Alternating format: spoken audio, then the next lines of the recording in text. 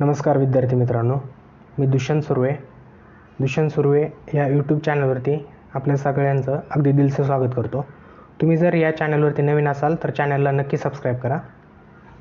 Okay, तर आजच्या लेक्चरमध्ये आपण अभ्यासणार आहोत की ब्रिटिश कालखंडामध्ये त्यांनी जे काही महत्त्वपूर्ण कायदे केलेले आहेत, ज्यांचा 2 कालखंडामध्ये विभागणी केली जाऊ शकते.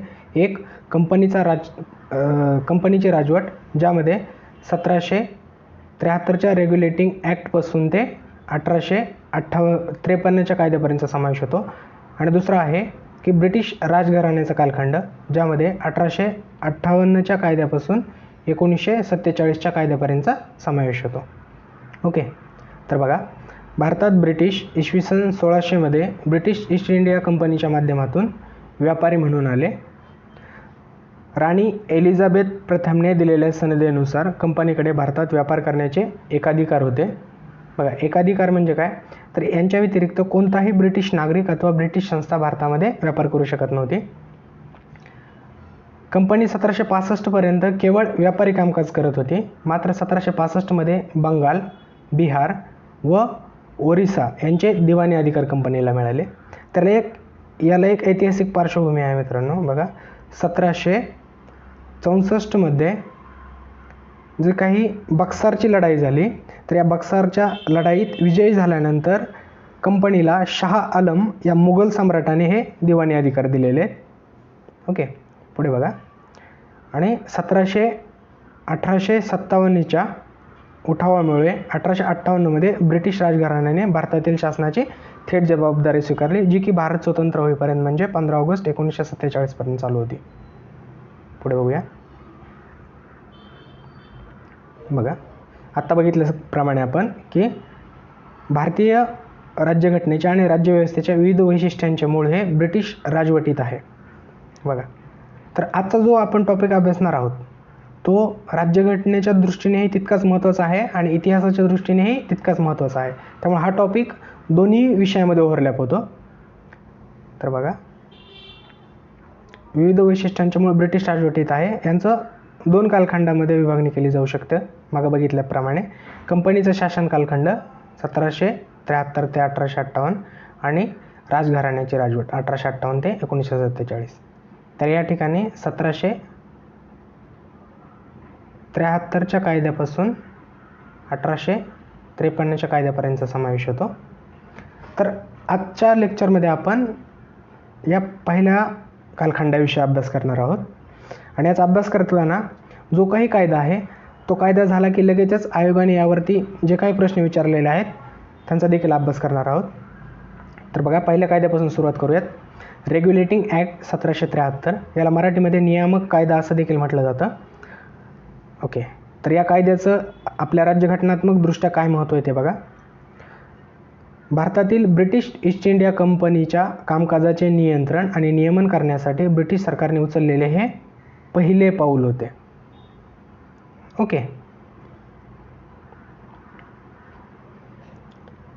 बघा, मग आयोग असाही प्रश्न विचारू शकतो की भारतातील ब्रिटिश ईस्ट इंडिया कंपनीच्या कामकाजाचे नियंत्रण आणि नियमन करण्यासाठी ब्रिटिश सरकारने पुढीलपैकी कोणत्या कायद्यानुसार पहिले पाऊल उचलले.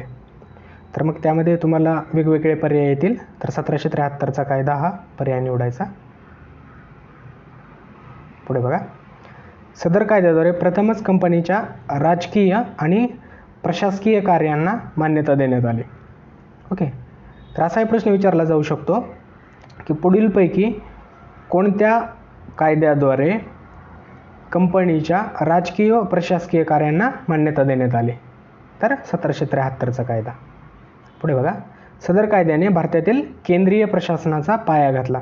इथे एक क्वेश्चन फ्रेम होऊ शकतो मित्रांनो. बघा, पुढीलपैकी कोणत्या कायद्याद्वारे भारतातील केंद्रीय प्रशासनाचा पाया घातला. तर 1773चा रेग्युलेटिंग ॲक्ट. आता या कायद्याची वैशिष्ट्य बघूयात आपण.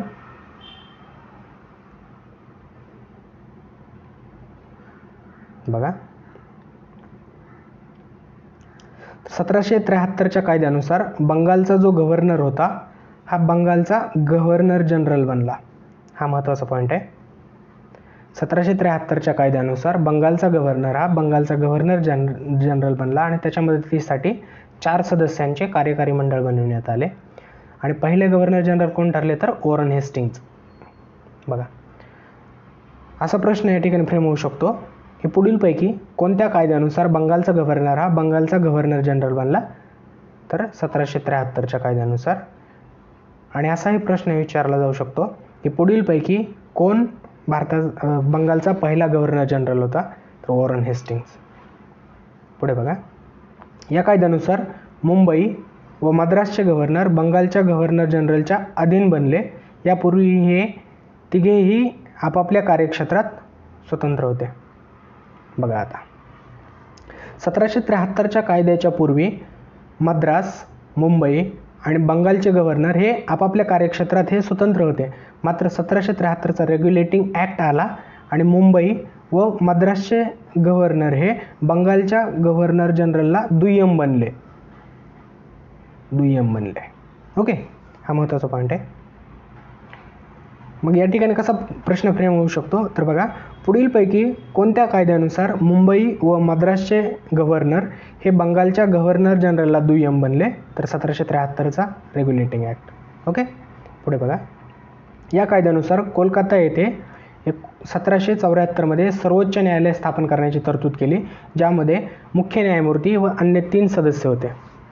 बघा, या ठिकाणीही प्रश्न फ्रेम होऊ शकतो, पुढीलपैकी कोणत्या कायद्यानुसार कोलकाता येथे सर्वोच्च न्यायालय स्थापन करण्याची तरतूद करण्यात आली, तर 1773चा रेग्युलेटिंग ॲक्ट. महत्त्वाचा पॉईंट आहे हा देखील. पुढे बघा, कंपनीच्या कर्मचाऱ्यांना खाजगी व्यापार करण्यावर व स्थानिकांकडून भेटवस्तू व लाच घेण्यावर प्रतिबंध घातला. ओके, पुढे बघूयात. ब्रिटिश सरकारने बोर्ड ऑफ डायरेक्टर्सच्या माध्यमातून कंपनीवरील नियंत्रण दृढ केले. म्हणजे 1773च्या रेग्युलेटिंग ॲक्टच्या माध्यमातून ब्रिटिश सरकारने बोर्ड ऑफ डायरेक्टर्सच्या माध्यमातून कंपनीवर जी आपली काही पकड होती, नियंत्रण होतं, ते आणखी मजबूत केलं. आणि सदर कायद्याने भारतातील महसूल, नागरी व सैनिकी कामकाज याविषयी अहवाल ब्रिटिश सरकारला सादर करणे हे बंधनकारक केले. ओके, क्विक रिवाईज करूयात एकदा. बघा, बंगालचा 1773च्या कायद्यानुसार बंगालचा गव्हर्नर हा बंगालचा गव्हर्नर जनरल बनला आणि त्याच्या मदतीसाठी 4 सदस्यांचे मंडळ बनविण्यात आले. पहिला गव्हर्नर जनरल वॉरन हेस्टिंग्ज. बघा, मुंबई व मद्रासचे गव्हर्नर बंगालच्या गव्हर्नर जनरलला दुय्यम बनले. यापूर्वी हे तिघेही गव्हर्नर आपापल्या कार्यक्षेत्रात स्वतंत्र होते. कोलकाता येथे 1774मध्ये सर्वोच्च न्यायालय स्थापन करण्याची तरतूद केली, ज्यामध्ये मुख्य न्यायमूर्ती व अन्य 3 सदस्य होते. कंपनीच्या खाजगी व्यापार करण्यावर व स्थानिकांकडून भेटवस्तू व लाच घेण्यावर प्रतिबंध घातला. ब्रिटिश सरकारने बोर्ड ऑफ डायरेक्टर्सच्या माध्यमातून कंपनीवरील नियंत्रण दृढ केले आणि या कायद्यानुसार भारतातील महसूल, नागरी व सैनिकी कामकाज याविषयी अहवाल ब्रिटिश सरकारला सादर करणे हे बंधनकारक केले. तर हा होता 1773चा रेग्युलेटिंग ॲक्ट. तर यावर आयोगाने कशा प्रकारे प्रश्न विचारलेत ते बघूयात आता. बघा, पहिला प्रश्न आहे, राज्यसेवा मुख्य परीक्षा 2017मध्ये विचारला हा. खालीलपैकी कोणत्या कायद्यानुसार कलकत्ता येथे सर्वोच्च न्यायालयाची स्थापना करण्यात आली तसेच भारतात केंद्रीय प्रशासन व्यवस्थेची पायाभरणी झाली, तर आत्ताच बघितलं आपण 1773चा रेग्युलेटिंग ॲक्ट हा पर्याय या ठिकाणी निवडावा लागतो. कलकत्ता येथे सर्वोच्च न्यायालयाची स्थापना आणि भारतात केंद्रीय प्रशासनाची पायाभरणी. ओके, पुढील प्रश्न बघूयात. बघा, पुन्हा तसाच प्रश्न आहे, कलकत्त्यास सुप्रीम कोर्टाची स्थापना डॅश डॅश कायद्याने करण्यात आली. आत्ताच बघितलं आपण 1773चा रेग्युलेटिंग ॲक्ट. सोपा प्रश्न होता हा देखील. पुढे जाऊयात. बघा, राज्यसेवा मुख्य परीक्षा 2014मध्ये हा प्रश्न विचारला आहे. ब्रिटिश कंपनीने नियामक कायदा 1774 साली पास केला, त्याचे मुख्य कारण डॅश डॅश. बघा, पर्याय ए, भारतातील कंपनी प्रशासन मजबूत करावयाचे होते. ओके, दुसरा, कर्मचाऱ्यांच्या आर्थिक सुबत्तेला आळा घालायचा होता, आत्ताच बघितलं आपण. सी, संचालक मंडळाचे अधिकार वाढवायचे होते. ओके. आणि डी, कंपनीच्या व्यवहारावर व राज्यकारभारावर अंकुश ठेवायचा होता. हे देखील आत्ताच बघितलं आपण. ओके. तर बरोबर पर्याय या ठिकाणी निवडायला सांगितला आहे. सब पर्याय आहेत ए आणि बी, बी आणि डी, सी आणि बी आणि डी आणि ए. तर या ठिकाणी दुसऱ्या क्रमांकाचा पर्याय आपल्याला निवडावा लागतो. तर हा जो रेग्युलेटिंग ॲक्ट आहे ना, हा नियामक कायदा, तर भारतातील कंपनी प्रशासन मजबूत करायचे होते यासाठी नव्हता. त्यामुळे पहिला पर्याय या ठिकाणी चुकीचा ठरतो. त्यामुळं सब पर्याय क्रमांक 1 आणि चौथा बाजूला निघतात, कारण या दोन्ही ठिकाणी ए आहे. आणि संचालक मंडळाचे अधिकार वाढवायचे होते, हा देखील पर्याय या ठिकाणी चुकीचा ठरतो. त्यामुळे तिसरा पर्यायही गेला. उत्तर येतं पर्याय क्रमांक 2, बी आणि डी बरोबर. कर्मचाऱ्यांचे आर्थिक सुबत्तेला आळा घालायचा होता आणि कंपनीच्या व्यवहारावर व राज्यकारभारावर अंकुश ठेवायचा होता. ओके, पुढे जाऊयात. बघा, आता हा जो 1773चा जो ॲक्ट होता, तर या कायद्यात ज्या काही त्रुटी होत्या त्या काढून टाकण्यासाठी 1781मध्ये एक अमेंडमेंट ॲक्ट आला. तर या अमेंडमेंट ॲक्टला ॲक्ट ऑफ सेटलमेंट असं देखील म्हटलं जायचं. Act of settlement. बघा, ब्रिटिश संसदेने 1773च्या रेग्युलेटिंग ॲक्टमधील त्रुटी आणि उणिवा भरून काढण्यासाठी हा दुरुस्ती कायदा संमत केला. आणि या कायद्याने कंपनीच्या सेवकांना कार्यालयीन कामे पार पाडताना केलेल्या कृती सुप्रीम कोर्टाच्या अधिकार क्षेत्रातून वगळल्या. ओके. तर 1781चा अमेंडिंग ॲक्ट कशासाठी करण्यात आला होता? हे 1773चा जो काही रेग्युलेटिंग ॲक्ट होता त्यामध्ये ज्या काही त्रुटी राहिल्या होत्या, उणिवा होत्या, त्या भरून काढण्यासाठी 1781मध्ये हा अमेंडिंग ॲक्ट आला. तर याला ॲक्ट ऑफ सेटलमेंट असं देखील म्हटलं जायचं. पुढे बघूयात. Pitt's India act 1784. या कायद्याची वैशिष्ट्य बघूयात. या कायद्याने कंपनीच्या वाणिज्यिक आणि राजकीय कार्य यात फरक करण्यात आला. पिट्स इंडिया ॲक्टने कंपनीच्या वाणिज्यिक म्हणजे व्यापारी आणि राजकीय कार्य यामध्ये फरक करण्यात आला. या ठिकाणी असा प्रश्न फ्रेम होऊ शकतो की पुढीलपैकी कोणत्या कायद्यानुसार कंपनीच्या वाणिज्यिक आणि राजकीय कार्य यात फरक करण्यात आला? तर तो 1784चा पिट्स इंडिया ॲक्ट. पुढे बघा. कंपनीच्या संचालक मंडळाला त्यांच्या व्यापारी कामांचे व्यवस्थापन करण्याची पूर्ण मुभा देण्यात आली. कंपनीच्या संचालक मंडळाला त्यांच्या व्यापारी कामांचे व्यवस्थापन करण्याची पूर्ण मुभा देण्यात आली. मात्र कंपनीच्या राजकीय कारभाराचे व्यवस्थापन करण्यासाठी बोर्ड ऑफ कंट्रोल स्थापन करण्यात आला. हा महत्त्वाचा पॉईंट आहे. इथं असा प्रश्न फ्रेम होऊ शकतो की पुढीलपैकी कोणत्या कायद्यानुसार कंपनीच्या राजकीय कारभाराचे व्यवस्थापन करण्यासाठी बोर्ड ऑफ कंट्रोल स्थापन करण्यात आले? तर 1784चा पिट्स इंडिया ॲक्ट. ओके. या दोन बाबी लक्षात ठेवा की कंपनीच्या संचालक मंडळाला व्यापारी कामांचे व्यवस्थापन करण्याची पूर्ण मुभा दिली. म्हणजे व्यापारी कामांचे व्यवस्थापन करण्याची पूर्ण मुभा दिली, मात्र राजकीय कारभाराचे व्यवस्थापन करण्यासाठी बोर्ड ऑफ कंट्रोल स्थापन करण्यात आले.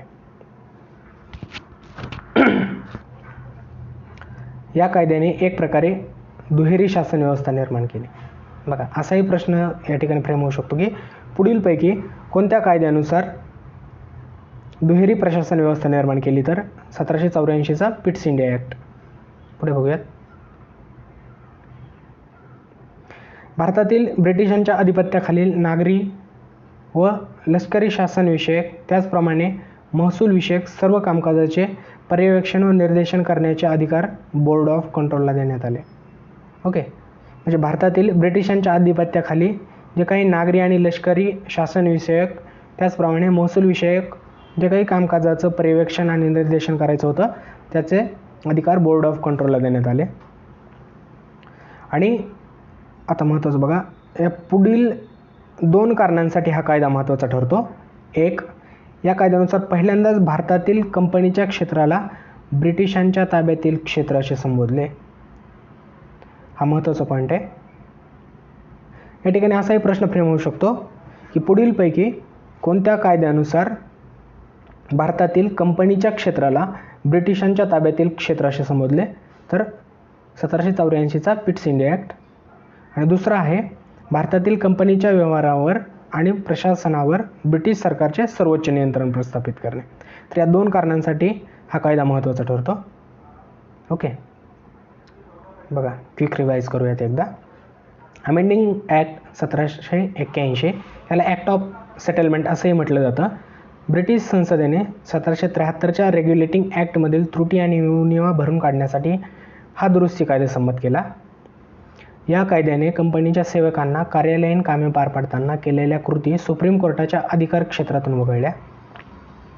पुढचा कायदा आहे पिट्स इंडिया ॲक्ट 1784. या कायद्याची वैशिष्ट्ये: या कायद्याने कंपनीच्या वाणिज्यिक आणि राजकीय कार्य यात फरक केला. कंपनीच्या संचालक मंडळाला त्यांच्या व्यापारी कामांचे व्यवस्थापन करण्याची मुभा देण्यात आली. मात्र कंपनीच्या राजकीय कारभाराचे व्यवस्थापन करण्यासाठी बोर्ड ऑफ कंट्रोल स्थापन करण्यात आले. या कायद्याने एक प्रकारे दुहेरी शासन व्यवस्था निर्माण केली. भारतातील ब्रिटिशांच्या अधिपत्याखाली नागरी व लष्करी शासनविषयक त्याचप्रमाणे महसूल विषयक सर्व कामकाजाचे पर्यवेक्षण व निर्देशन करण्याचे अधिकार बोर्ड ऑफ कंट्रोलला देण्यात आले. पुढील 2 कारणासाठी हा कायदा महत्त्वाचा ठरतो. एक म्हणजे पहिल्यांदाच भारतातील कंपनीच्या क्षेत्राला ब्रिटिशांच्या ताब्यातील क्षेत्र असे संबोधले. आणि 2, भारतातील कंपनीच्या व्यवहारावर आणि प्रशासनावर ब्रिटिश सरकारचे सर्वोच्च नियंत्रण प्रस्थापित करणे. ओके, पुढे जाऊयात. बघा, हा एक छोटा कायदा होता 1786चा कायदा. बघा, 1786ला लॉर्ड कॉर्नवॉलिसला बंगालचा गव्हर्नर जनरल म्हणून नियुक्त केलं. मात्र कॉर्नवॉलिस यांनी हे पद स्वीकारण्यासाठी 2 अटी मांडल्या. ओके, तर त्यातली पहिली कुठली होती? तर विशेष बाबींमध्ये त्यांचं जे काही गव्हर्नर जनरलची काउन्सिल होती ते काउन्सिलच्या वरचढ अधिकार देण्यात यावेत.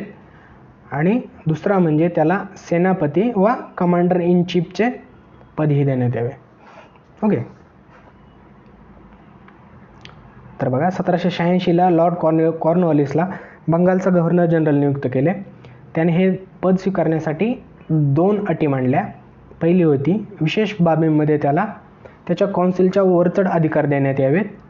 आणि दुसरी होती त्याला सेनापती व कमांडर इन चीफ पदही देण्यात यावे. या अटी 1786च्या कायद्याद्वारे पारित करण्यात आल्या. ओके,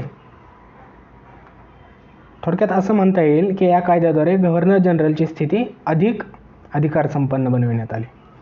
छोटा कायदा आहे, 2च बाबी लक्षात ठेवा या ठिकाणी. बघा, 1786ला लॉर्ड कॉर्नवॉलिस यांची बंगालचा गव्हर्नर जनरल म्हणून नियुक्ती केली. त्यांनी हे पद स्वीकारण्यासाठी 2 अटी मांडल्या. एक म्हणजे विशेष बाबींमध्ये त्याला त्याच्या काउन्सिलच्या वरचढ अधिकार देण्यात यावेत. आणि दुसरी म्हणजे त्याला सेनापती व कमांडर इन चीफचे पदही देण्यात यावे. आणि या 2 अटी 1786च्या कायद्याद्वारे पारित करण्यात आल्या. दुसऱ्या भाषेत असं म्हणता येईल की गव्हर्नर जनरलची स्थिती अधिक अधिकार संपन्न बनविण्यात आली. ओके, पुढे जाऊयात. बघा, चार्टर ॲक्ट 1793. आता या ठिकाणं इथून पुढे चार्टर ॲक्टची मालिका सुरुवात होते ते 1853पर्यंत. बघूयात. 1786ला कॉर्नवॉलिसला देण्यात आलेले काउन्सिलच्या वरचढचा अधिकार या कायद्याने पुढील सर्व गव्हर्नर जनरल व प्रांतिक गव्हर्नरांना देण्यात आला. बघा, महत्त्वाचं पॉईंट आहे. आत्ताच बघितलं आपण 1786चा जो ॲक्ट होता त्यानुसार कॉर्नवॉलिसला त्याच्या काउन्सिलच्या वरचढ अधिकार देण्यात आले. मात्र चार्टर ॲक्ट 1793नुसार हे अधिकार पुढील सर्व गव्हर्नर जनरल व जे काही प्रांतिक गव्हर्नर होते ते सर्वांना देण्यात आला. या ठिकाणी असाही प्रश्न फ्रेम होऊ शकतो की पुढीलपैकी कोणत्या कायद्यानुसार काउन्सिलच्या वरचढ असण्याचा अधिकार सर्व गव्हर्नर जनरल आणि प्रांतिक गव्हर्नरांना देण्यात आला? तर चार्टर ॲक्ट ऑफ 1793. ओके, पुढे बघूया. बोर्ड ऑफ कंट्रोलच्या सदस्यांचे व कर्मचाऱ्यांचे पगार ब्रिटिश राजकोषातून नव्हे तर भारतीय महसुलातून देण्याची तरतूद करण्यात आली. हा महत्त्वाचा पॉईंट आहे, लक्षात ठेवा. या ठिकाणी असाही प्रश्न फ्रेम होऊ शकतो. बघा, पुढीलपैकी कोणत्या कायद्यानुसार बोर्ड ऑफ कंट्रोलच्या सदस्यांचे व कर्मचाऱ्यांचे पगार भारतीय महसुलातून देण्याची तरतूद करण्यात आली, तर 1793चा चार्टर ॲक्ट. ओके, पुढे जाऊया. गव्हर्नर जनरलला बॉम्बे व मद्रास प्रेसिडेन्सी सरकारांवर अधिक नियंत्रणकारी शक्ती प्रदान करण्यात आली. पुढे बघूयात. आणि सदर कायद्याने कंपनीला भारतात प्रदेश धारण करण्याचा व पूर्वेकडील प्रदेशांचे व्यापार करण्याचा एकाधिकार पुढील 20 वर्षांसाठी वाढविण्यात आला.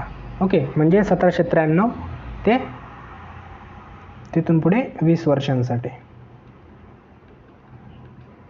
ओके, क्विक रिवाईज करूयात. बघा, 1786ला कॉर्नवॉलिसला देण्यात आलेल्या कौन्सिलचा वरचढ असण्याचा अधिकार या कायद्याने पुढील सर्व गव्हर्नर जनरल व प्रांतिक गव्हर्नरांना देण्यात आला. बोर्ड ऑफ कंट्रोलच्या सदस्यांचे व कर्मचाऱ्यांचे पगार भारतीय महसुलातून देण्याची तरतूद करण्यात आली. गव्हर्नर जनरलला बॉम्बे व मद्रास प्रेसिडेन्सी सरकारांवर अधिक नियंत्रणकारी शक्ती प्रदान करण्यात आली. सदर कायद्याने कंपनीला भारतात प्रदेश धारण करण्याचा व पूर्वेकडील देशांशी व्यापाराचा एकाधिकार पुढील 20 वर्षांसाठी वाढविण्यात आला.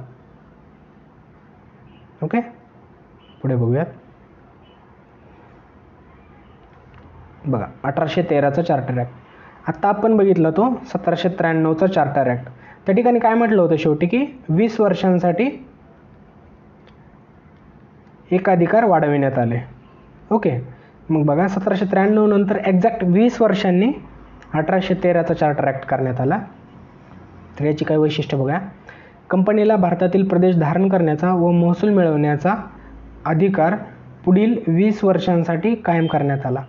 तर या ठिकाणी एकाधिकार नाही आहे. बघा, आता पुढे येईलच ही गोष्ट. एकाधिकार नाही, फक्त अधिकार आहे या ठिकाणी. मागे एकाधिकार होता. पुढे बघूया. मात्र कंपनीचा भारताशी व्यापार करण्याचा एकाधिकार समाप्त करण्यात आला. ओके, एकाधिकार समाप्त करण्यात आला. म्हणजे आता भारताशी व्यापार करण्याचा अधिकार सर्व ब्रिटिश नागरिक आणि व्यापाऱ्यांना खुला करण्यात आला. बघा, या ठिकाणी असा प्रश्न फ्रेम होऊ शकतो की पुढीलपैकी कोणत्या कायद्यानुसार कंपनीचा भारताशी व्यापार करण्याचा एकाधिकार समाप्त करण्यात आला, तर चार्टर ॲक्ट ऑफ 1813.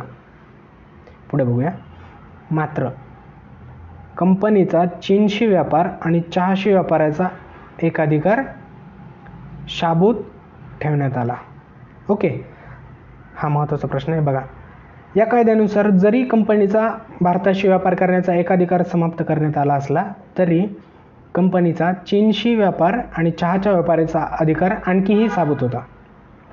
ओके, पुढे बघा. ब्रिटिश नागरिकांना भारतात व्यापारी वा मिशनरी, हा महत्त्वाचा पॉईंट आहे. ब्रिटिश नागरिकांना भारतात व्यापारी वा मिशनरी म्हणून जाण्याचा व स्थायिक होण्याचा अधिकार प्रदान करण्यात आला. तर बघा, या ठिकाणी असाही प्रश्न फ्रेम होऊ शकतो, पुढीलपैकी कोणत्या कायद्यानुसार ब्रिटिश नागरिकांना भारतात मिशनरी म्हणून जाण्याचा अधिकार प्रदान करण्यात आला, तर तो चार्टर ॲक्ट ऑफ 1813. ओके, पुढे बघूयात. भारतात शिक्षण प्रसारासाठी दरवर्षी 1 लाख रुपयांची तरतूद करण्यात आली. महत्त्वाचा पॉईंट आहे. या ठिकाणी असा प्रश्न फ्रेम होऊ शकतो की पुढीलपैकी कोणत्या कायद्यानुसार भारतात शिक्षण प्रसारासाठी दरवर्षी 1 लाख रुपयाची तरतूद करण्यात आली, तर 1813चा चार्टर ॲक्ट. ओके, पुढे बघा. भारतातील स्थानिक सरकारांना व्यक्तींवर कर लावण्यासाठी अधिकृत केले गेले, तसेच कर न भरल्यास शिक्षेचीही तरतूद केली. ओके, क्विक रिवाईज करूयात एकदा. कंपनीला भारतातील प्रदेश धारण करण्याचा व महसूल मिळवण्याचा अधिकार पुढील 20 वर्षांसाठी कायम करण्यात आला. मात्र कंपनीचा भारताशी व्यापार करण्याचा एकाधिकार समाप्त केला गेला. म्हणजे आता भारताशी व्यापार करण्याचा अधिकार सर्व ब्रिटिश व्यापाऱ्यांना खुला करण्यात आला. मात्र कंपनीचा चीनशी व्यापार आणि चहाच्या व्यापाराचा एकाधिकार शाबूत ठेवण्यात आला. ब्रिटिश नागरिकांना भारतात व्यापारी व मिशनरी म्हणून जाण्याचे व स्थायिक होण्याचा अधिकार प्रदान करण्यात आला. भारतात शिक्षण प्रसारासाठी दरवर्षी 1,00,000 रुपयांची तरतूद करण्यात आली. भारतातील स्थानिक सरकारांना व्यक्तींवर कर लावण्यासाठी अधिकृत केले गेले, तसेच कर न भरल्यास शिक्षेची तरतूद केली. ओके, पुढे जाऊयात. बघा, यावर आयोगाने कशा प्रकारे प्रश्न विचारलेत ते बघूया आता. ब्रिटिश ईस्ट इंडिया कंपनीची भारतातील व्यापारविषयक मक्तेदारी कोणत्या कायद्यान्वये संपुष्टात आली? आताच बघितलं आपण 1813चा सनदी कायदा. या कायद्यानुसार भारतातील व्यापारविषयक मक्तेदारी संपुष्टात आली. मात्र चीनशी व्यापार आणि चहाचा व्यापार हा आणखी शाबूत होता.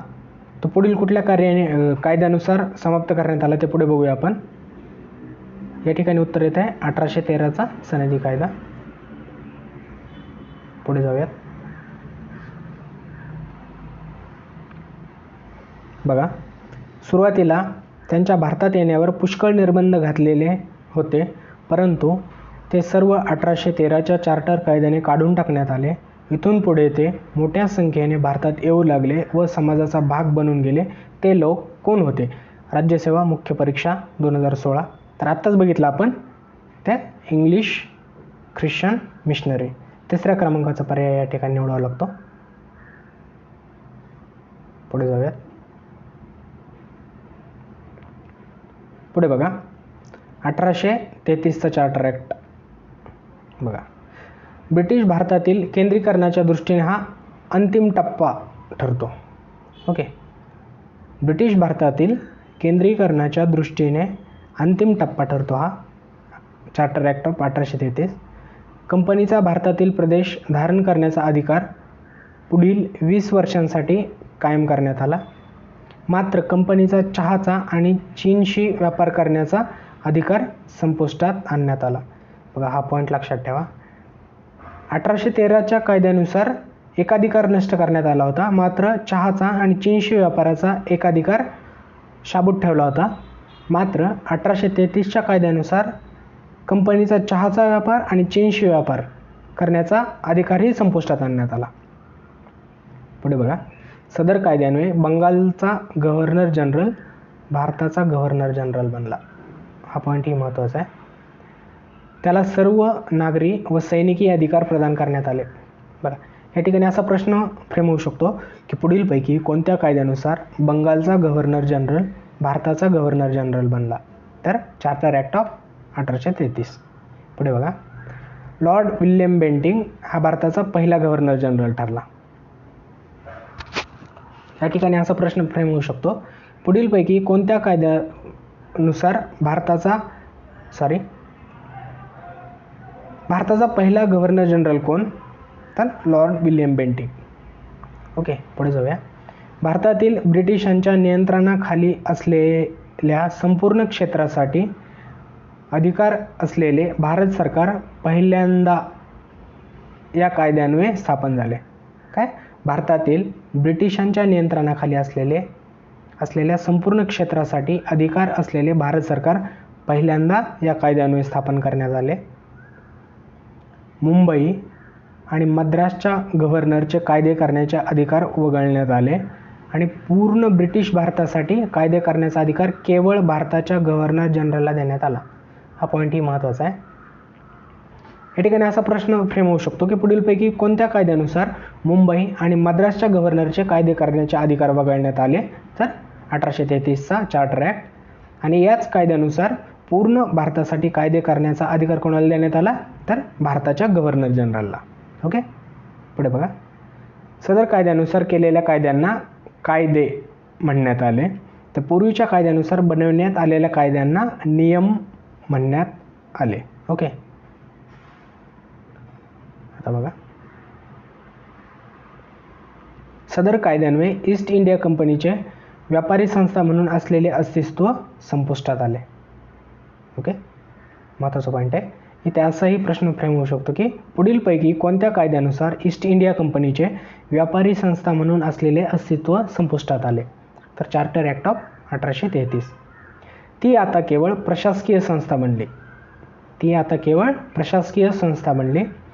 कंपनी आता भारतातील प्रदेश ब्रिटिश राजसत्तेच्या वतीने धारण करेल अशी तरतूद करण्यात आली. ओके. सदर कायद्यान्वये भारतात नागरी सेवकांच्या निवडीसाठी मुक्त स्पर्धा परीक्षेची तरतूद करण्यात आली होती. कंपनीमध्ये कोणतेही पद धारण करण्यास व कंपनीच्या सेवेत रुजू होण्यास भारतीयांना संधी नाकारला जाणार नाही अशी तरतूद होती.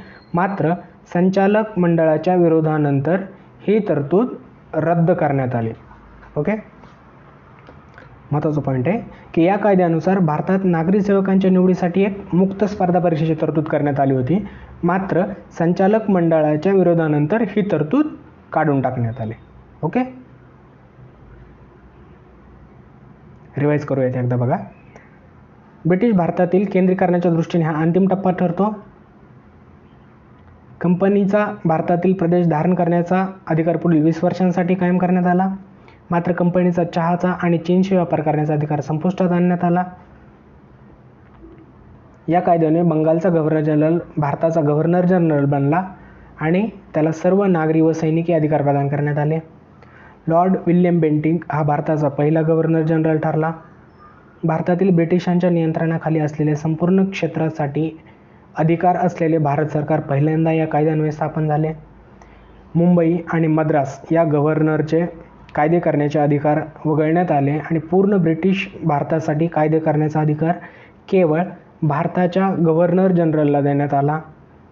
सदर कायद्यानुसार केलेल्या कायद्यांना कायदे म्हणण्यात आले, तर पूर्वीच्या कायद्यानुसार बनविण्यात आलेल्या कायद्यांना नियम म्हणण्यात आले. सदर कायद्यान्वये ईस्ट इंडिया कंपनीचे व्यापारी संस्था म्हणून असलेले अस्तित्व संपुष्टात आले. ती आता केवळ प्रशासकीय संस्था बनली. कंपनी आता भारतातील प्रदेश ब्रिटिश राजसत्तेच्या वतीने विश्वासाने धारण करेल अशी तरतूद करण्यात आली. सदर कायद्यान्वये भारतात नागरी सेवकांच्या निवडीसाठी मुक्त स्पर्धा परीक्षेची तरतूद करण्यात आली होती. कंपनीमध्ये कोणतेही पद धारण करण्यास व कंपनीच्या सेवेत रुजू होण्यास भारतीयांना संधी नाकारली जाणार नाही अशी ही तरतूद होती. मात्र संचालक मंडळाच्या विरोधानंतर ही तरतूद रद्द करण्यात आली. ओके. पुढे जाऊयात. बघा, तर या शृंखलेतील शेवटचा कायदा आहे चार्टर ॲक्ट 1853. ब्रिटिश संसदेत पारित चार्टर कायद्यांच्या मालिकेतील हा शेवटचा कायदा होता. ओके. सदर कायद्यान्वये कंपनी राजवटीचा कालखंड वाढविण्यात आला आणि ब्रिटिश राजाचे विश्वस्त म्हणून भारतीय क्षेत्र कंपनीकडे ठेवण्याची परवानगी देण्यात आली. मात्र त्यासाठी कोणतीही कालमर्यादा निश्चित करण्यात आली नाही. थोडक्यात याचे स्पष्ट निर्देश होते की संसदेला वाटेल त्यावेळी कंपनीची राजवट संपुष्टात आणता येईल. बघा, 1853चा जो चार्टर ॲक्ट होता, या कायद्यानुसार कंपनी राजाचा कालखंड वाढविण्यात तर आला आणि ब्रिटिश राजाचे विश्वस्त म्हणून भारतीय क्षेत्र कंपनीकडे ठेवण्याची परवानगी तर देण्यात आली. मात्र त्यासाठी कोणत्याही प्रकारची कालमर्यादा निश्चित करण्यात आली नाही. पाठीमागे बघितलं आपण 20 वर्षांनी तो कालखंड वाढविण्यात आला होता. मात्र या ठिकाणी कोणतीही कालमर्यादा निश्चित करण्यात आली नाही. म्हणजे याचे हे स्पष्ट निर्देशक होते की संसदेला वाटेल त्यावेळी कंपनीची राजवट संपुष्टात आणता येईल. ओके. पुढे जाऊयात.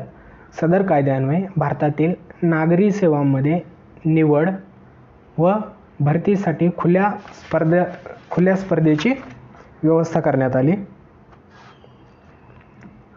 कॉन्व्हर्टेड सिव्हिल सर्व्हिसेस भारतीय व्यक्तींनाही खुली करण्यात आली. त्यानुसार 1854मध्ये मॅकॉले समिती, भारतीय नागरी सेवा संबंधी समिती स्थापन करण्यात आली. आता हा पॉईंट महत्त्वाचा आहे बघा. तर ब्रिटिश कालखंडामध्ये बघा, कंपनीतील नागरी सेवांचे कॉन्व्हेंटेड सिव्हिल सर्व्हिसेस आणि अनकॉन्व्हेंटेड सिव्हिल सर्व्हिसेस असे दोन वर्ग होते. त्यापैकी या ज्या कॉन्व्हेंटेड सिव्हिल सर्व्हिसेस होत्या त्या वरिष्ठ नागरी सेवा होत्या, तर अनकॉन्व्हेंटेड सिव्हिल सर्व्हिसेसच्या कनिष्ठ होत्या. ओके. वरिष्ठ नागरी सेवांची कंपनीच्या कायद्यानुसार निर्मिती होत होती. म्हणजे या ज्या कॉन्व्हेंटेड सिव्हिल सर्व्हिसेस आहेत यांची कंपनीच्या कायद्यानुसार निर्मिती होत होती. तर अनकॉन्व्हेंटेड होत्या त्यांच्या अन्य प्रकारे. ओके. तर याच कॉन्व्हेंटेड सिव्हिल सर्व्हिसेस भारतीय व्यक्तींनाही या कायद्यानुसार खुली करण्यात आली. ओके. तर बघा या ठिकाणी असा प्रश्न फ्रेम होऊ शकतो की पुढीलपैकी कोणत्या कायद्यानुसार कॉन्व्हेंटेड सिव्हिल सर्व्हिसेस भारतीय व्यक्तींनाही खुली करण्यात आली. तर चार्टर ॲक्ट ऑफ 1853. आणि पुढीलपैकी कोणत्या कायद्यानुसार भारतातील नागरी सेवांमध्ये निवड व भरतीसाठी खुल्या स्पर्धेची व्यवस्था करण्यात आली. तर चार्टर ॲक्ट ऑफ 1853. बघा ही मॅकॉले समिती ही खूप महत्त्वाची आहे. मॅकॉले समिती हेही लक्षात ठेवा. आणि ते साल कोणतं होतं? 1854. हेही लक्षात ठेवा, महत्त्वाचं आहे साल ही. 1854 मॅकॉले समिती भारतीय नागरी सेवा संबंधी समिती स्थापन करण्यात आली. तर या ठिकाणी असा प्रश्न फ्रेम होऊ शकतो की मॅकॉले समिती पुढीलपैकी कशाशी संबंधित आहे. तर भारतीय नागरी सेवा संबंधी समिती. आणि मॅकॉले समितीची स्थापना कोणत्या वर्षी झाली? तर 1854. ओके. पुढे बघूयात. सदर कायद्यान्वये पहिल्यांदाच गव्हर्नर जनरलच्या कौन्सिलच्या कार्यकारी व कायदेविषयक कामांमध्ये फरक करून भारतात संसदीय व्यवस्थेची अल्पशा प्रमाणात सुरुवात केली. बघा क्विक रिवाइज करूयात. चार्टर ॲक्ट ऑफ 1853 ब्रिटिश संसदेत पारित चार्टर कायद्यांच्या मालिकेतील हा शेवटचा कायदा ठरला. सदर कायद्यान्वये कंपनी राजवटीचा कालखंड वाढविण्यात आला आणि ब्रिटिश राजवटीचे विश्वस्त म्हणून भारतीय क्षेत्र कंपनीकडे ठेवण्याची परवानगी देण्यात आली. मात्र त्यासाठी कोणतीही कालमर्यादा निश्चित करण्यात आली नाही. थोडक्यात याचे हे स्पष्ट निर्देशक होते की संसदेला वाटेल त्यावेळी कंपनीची राजवट संपुष्टात आणता येईल. सदर कायद्यान्वये भारतातील नागरी सेवांमध्ये निवड व भरतीसाठी खुल्या स्पर्धेची व्यवस्था करण्यात आली. कॉन्व्हेंटेड सिव्हिल सर्व्हिसेस भारतीय व्यक्तींनाही खुली करण्यात आली. त्यानुसार 1854 मॅकॉले समिती जी की भारतीय नागरी सेवा संबंधी समिती आहे स्थापन करण्यात आली. आणि सदर कायद्यान्वये पहिल्यांदाच गव्हर्नर जनरलच्या कौन्सिलच्या कार्यकारी व कायदेविषयक कामांमध्ये फरक करून भारतात संसदीय व्यवस्थेची अल्पशा प्रमाणात सुरुवात केली. ओके. पुढे जाऊयात. बघा लेजिस्लेटिव्ह काउन्सिलर म्हणून संबोधल्या जाणाऱ्या 6 नव्या सदस्यांचा गव्हर्नर जनरलच्या काउन्सिलमध्ये समावेश करण्यात आला. थोडक्यात असे म्हणता येईल की या कायद्याने गव्हर्नर जनरलचे स्वतंत्र लेजिस्लेटिव्ह काउन्सिल स्थापन करण्यात आले. ओके. बघा या ठिकाणी असाही प्रश्न फ्रेम होऊ शकतो की पुढीलपैकी कोणत्या कायद्यानुसार लेजिस्लेटिव्ह काउन्सिलर म्हणून संबोधल्या जाणाऱ्या 6 नव्या सदस्यांचा गव्हर्नर जनरलच्या काउन्सिलमध्ये समावेश करण्यात आला. तर तो 1853 चा चार्टर ॲक्ट. पुढे बघा. हे विधिमंडळ भारतीय केंद्रीय विधिमंडळ म्हणून ओळखले जाऊ लागले. गव्हर्नर जनरलच्या काउन्सिलचा हा कायदेविषयक विभाग ब्रिटिश संसदेच्या प्रक्रिया अंगीकारून छोट्या संसदेप्रमाणे काम करीत असे. तर बघा हे विधिमंडळ भारतीय केंद्रीय विधिमंडळ म्हणून ओळखले जाऊ लागले आणि गव्हर्नर जनरलच्या काउन्सिलचा हा जो काही कायदेविषयक विभाग होता तो ब्रिटिश संसदेची प्रक्रिया अंगीकारून म्हणजे ब्रिटिश संसदेचं अनुकरण करून छोट्या संसदेप्रमाणे काम करू लागला. ओके. तर या 6 सदस्यांमध्ये कोण कोण होते बघा. सुप्रीम कोर्टाचे एक मुख्य न्यायाधीश, एक अन्य न्यायाधीश आणि मद्रास, मुंबई, बंगाल व आग्रा येथील प्रांतिक सरकारांचे प्रत्येकी एक प्रतिनिधी ते स्वतः निवडणार होते. यांचा समावेश करण्यात आला. थोडक्यात असे म्हणता येईल की पहिल्यांदाच भारतीय केंद्रीय विधिमंडळात स्थानिक प्रतिनिधित्व देण्यात आले. बघा या ठिकाणी असा प्रश्न फ्रेम होऊ शकतो की पुढीलपैकी कोणत्या कायद्यानुसार पहिल्यांदाच भारतीय केंद्रीय विधिमंडळात स्थानिक प्रतिनिधित्व देण्यात आले. तर चार्टर ॲक्ट ऑफ 1853. ओके. पुढे जाऊयात. अशा प्रकारे पहिल्यांदाच कायदे करणे हे शासनाचे एक विशेष कार्य समजण्यात आले. आणि त्यासाठी विशेष यंत्रणा व विशेष प्रक्रिया आवश्यक आहे हे पहिल्यांदा मानले गेले. या लेजिस्लेटिव्ह काउन्सिलचे पुढे भारतीय केंद्रीय कायदेमंडळ म्हणून ओळखले जाऊ लागले. बघा, ही जी काही लेजिस्लेटिव्ह काउन्सिल होती, हीच लेजिस्लेटिव्ह काउन्सिल पुढे भारताचं केंद्रीय कायदेमंडळ म्हणून ओळखलं जाऊ लागलं. ओके, रिवाईज करूयात एकदा. बघा, लेजिस्लेटिव्ह काउन्सिलर म्हणून संबोधल्या जाणाऱ्या 6 नव्या सदस्यांचा गव्हर्नर जनरलच्या काउन्सिलमध्ये समावेश करण्यात आला. थोडक्यात असे म्हणता येईल की या कायद्यान्वये गव्हर्नर जनरलचे स्वतंत्र लेजिस्लेटिव्ह काउन्सिल स्थापन करण्यात आले. हे विधिमंडळ भारतीय केंद्रीय विधिमंडळ म्हणून ओळखले जाऊ लागले. गव्हर्नर जनरलच्या काउन्सिलचा हा कायदेविषयक विभाग ब्रिटिश संसदेच्या प्रक्रिया अंगीकारून छोट्या संसदेप्रमाणे काम करीत असे.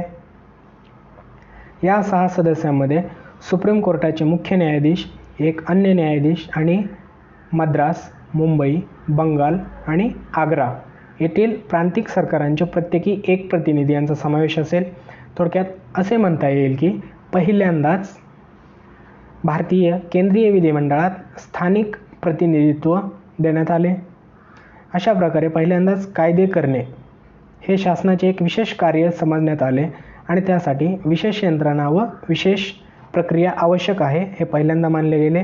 आणि या लेजिस्लेटिव्ह काउन्सिललाच पुढे भारतीय केंद्रीय कायदेमंडळ म्हणून ओळखले जाऊ लागले. ओके, तर आयोगाने यावर कशा प्रकारचे प्रश्न विचारले ते बघूयात. राज्यसेवा पूर्व परीक्षा 2012 हा प्रश्न विचारला आहे.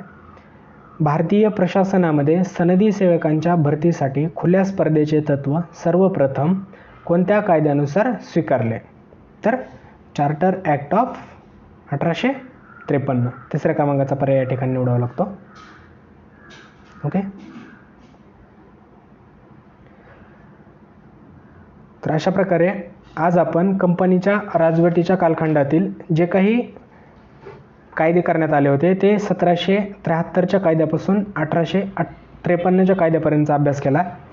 पुढील लेक्चरमध्ये आपण ब्रिटिश राजघराण्याच्या राजवटीतील जे काही 1858चा कायदा होता तिथपासून ते 1947पर्यंतच्या कायद्यापर्यंतचा अभ्यास करणार आहोत.